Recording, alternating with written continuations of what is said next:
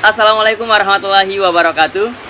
Alhamdulillah, tiada kata yang paling pantas kita ucapkan selain puja dan puji syukur kita atas kehadirat Allah Subhanahu wa taala, karena pada hari ini kita masih diberikan nikmat yang begitu sangat luar biasa di tengah-tengah cuaca yang kurang membaik ini. Salawat serta salam tentunya tak lupa pula kita kirimkan kepada junjungan kita Nabi besar Muhammad SAW. Allahumma salli wa sallim wa barik alaih, Nabi yang telah membawa kita semua dari zaman kegelapan menuju zaman yang terang benderang seperti sekarang ini. Perkenalkan, nama saya Muhammad Rizal, mahasiswa aktif program studi manajemen keuangan syariah Fakultas Ekonomi dan Bisnis Islam. Pada saat ini saya duduk di semester 3. Nah, pada kesempatan kali ini saya akan membawakan sebuah materi yang dimana menjadi salah satu tugas ujian tengah semester saya pada mata kuliah studi kelayakan bisnis, yang dimana menjadi dosen pengampu saya, yakni Ibu Fahmiyah.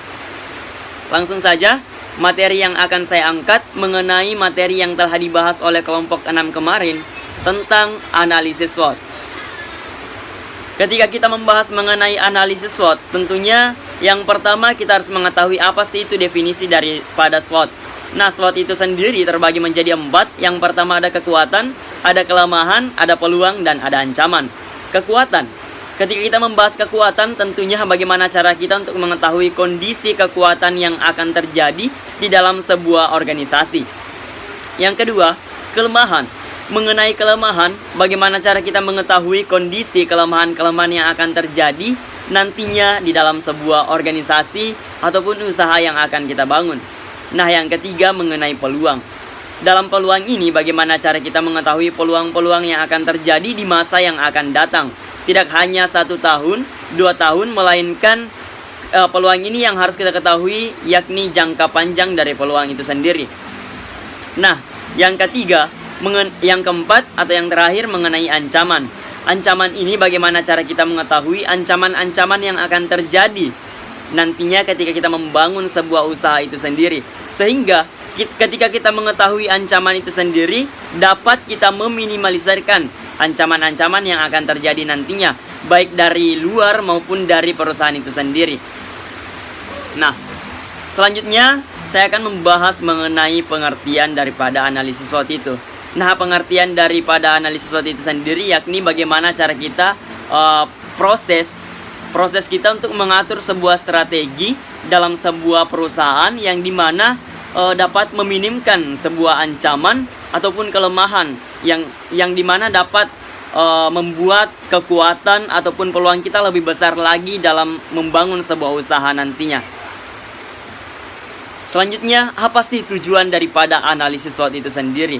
Ketika kita membahas mengenai tujuan, saya rasa sudah sangat jelas bahwasanya tujuan daripada analisis SWOT ini agar nantinya kita dalam membangun sebuah usaha itu tidak semena-mena membangun usaha-usaha kecil, namun membangun usaha yang besar. Karena ketika kita sudah mengetahui ancaman, maka nantinya kita akan meminimalisirkan ancaman-ancaman yang akan terjadi.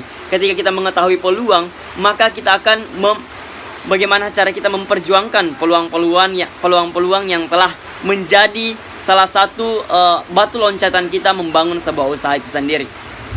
Nah, teman-teman juga harus mengetahui apa saja sih faktor internal dan faktor eksternal dalam sebuah analisis SWOT.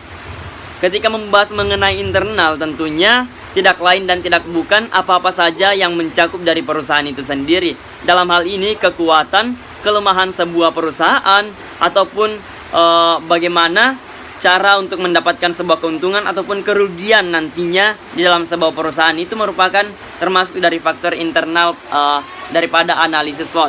Nah, kemudian ketika membahas mengenai faktor eksternalnya, yakni mengenai budaya ataupun teknologi yang dimana dalam hal ini mencakup luas ya teman-teman, luasnya eksternal atau hal-hal yang mencakup dari luar itu sendiri.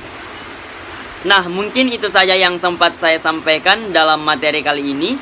Mohon maaf apabila ada kesalahan, karena sesungguhnya kebenaran hanya milik Allah Subhanahu wa taala.